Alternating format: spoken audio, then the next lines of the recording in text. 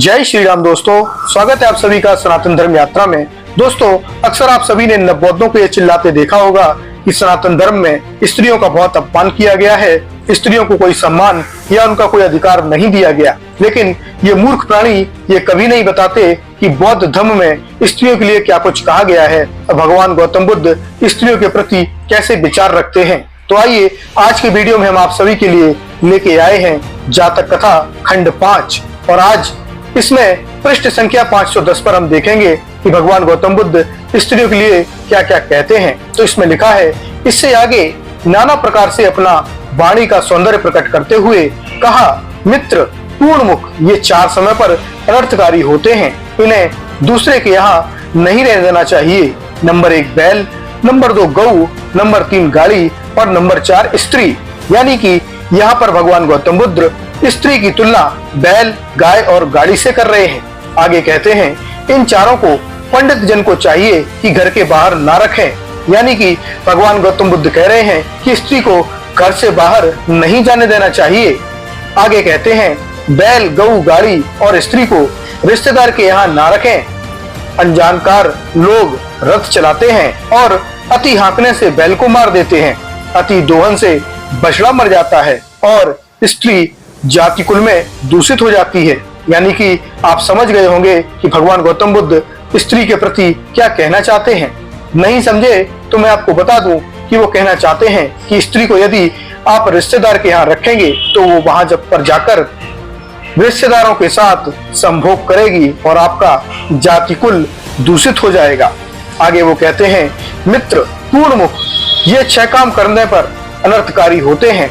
बिना डोरी का धनुष, संबंधियों के यहाँ भार्या, उस पार गई हुई नौका, भग्न धुरी रथ, दूर का मित्र तथा बुरा साथी। मित्र पूर्णमुख 8 बातें होने से स्त्री पति से घृणा करने लगती है।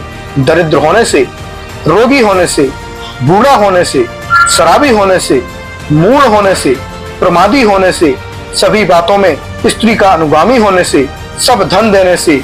यहाँ यह वाक्य यानी कि यह गाथा है। आगे कहते हैं, मित्र पूर्णमुख 9 बातों से स्त्री दोषी मानी जाती है। नंबर 1 आरामों में जाने वाली होती है। नंबर 2 उद्यानों में जाने वाली होती है। नंबर 3 नदी तट पर जाने वाली होती है। नंबर 4 रिश्तेदारों में जाने वाली होती है। नंबर 5 दूसरे कुलों में जाने वाली होती है। नंबर 6 शीशे तथा दुशालों में अपनी सजावट करने वाली होती है। नंबर 7 शराब पीने वाली होती है। नंबर 8 बाहर देखने वाली होती है तथा दरवाजे पर खड़ी होने वाली होती है। यहाँ यह वाक्य यह गाथा है। तो दोस्तों, यहाँ पर आप देख रहे हैं कि हर प्रकार से स्त्री कुछ भी कर ले उसका यहाँ पर अपमान ही किया जा रहा है और भगवान गौतम बुद्ध स्त्री को दोषी ही बता रहे हैं। उसके बाद वो ये कहते हैं, मित्र पूर्णमुख स्त्री 40 तरह से पुरुषों को फंसाती है, अंगड़ाई लेती है, विनम्र बनती है, पीड़ा करती है, शर्मीली बनती है, नाखूनों से नाखून लड़ाती है, पांव पर पांव रखती है, काट से जमीन पर लकीरें खींचती है, बच्चे को ऊपर उछालती है, बच्चे को नीचे उछालती है, खेलती है, खिलाती है, चूमती है, चुम्बाती है, खाती है, खिलवाती है, बच्चे को देती है, बच्चे से मांगती है, नकल करती है, ऊंचा बोलती है, नीचा बोलती है, प्रकट रूप से बोलती है, छिपाकर हंसती है, नाच गा बजा रो विलास करके तथा विभूषित होकर हंसती है, देखती है, हिलाती डुलाती है, छिपी चीजों को हिलाती है, जांघों को उघाड़ती है, जांघों को नंगा करती है, स्तनों को दिखाती है, कांच को दिखाती है, नाभि दिखाती है, आंखों को तानती है, भौहों को ऊपर उठाती है, होठों को काटती है, जीवा को काटती है, जीवा को हिलाती है, वस्त्र को खोलती है, वस्त्र को बांधती है, बालों को खोलती है, बालों को बांधती है। और आगे कहते हैं, 25 बातों से पूर्णमुख दुष्टा स्त्री की पहचान होती है।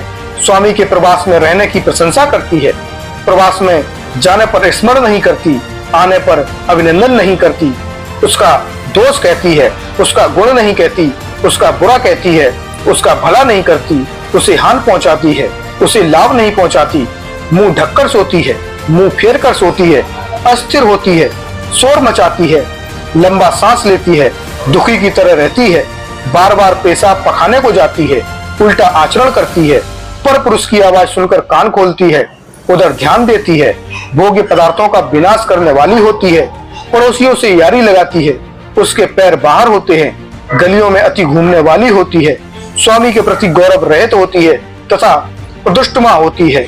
तो दोस्तों, यहाँ पर आप देख रहे हैं कि किस तरीके से स्त्री को हर कार्य करने पर उसे दोषी ही माना जा रहा है, चाहे वो अच्छा काम करे या फिर बुरा काम करे। भगवान गौतम बुद्ध स्त्री को हर प्रकार से दोषी ही मान रहे हैं, साथ ही उसका कितना अपमान कर रहे हैं। साथ ही आप यहाँ पर देखिए कि भगवान गौतम बुद्ध कहते हैं कि स्त्री 40 प्रकार से लोगों को फंसाती है, और 40 प्रकार जब आपने देखे तो वहां पर ऐसा कोई कार्य नहीं है कि जिसको स्त्री ना करे, और कोई भी व्यक्ति ना करे। स्त्री को छोड़िए, पुरुष भी वो काम करता ही करता है।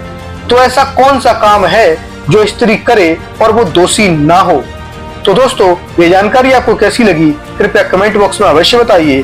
बने रहिए सनातन धर्म यात्रा के साथ और लेते रहिए रोचक एवं धार्मिक जानकारियां प्रमाणों के साथ। धन्यवाद। जय श्री राम।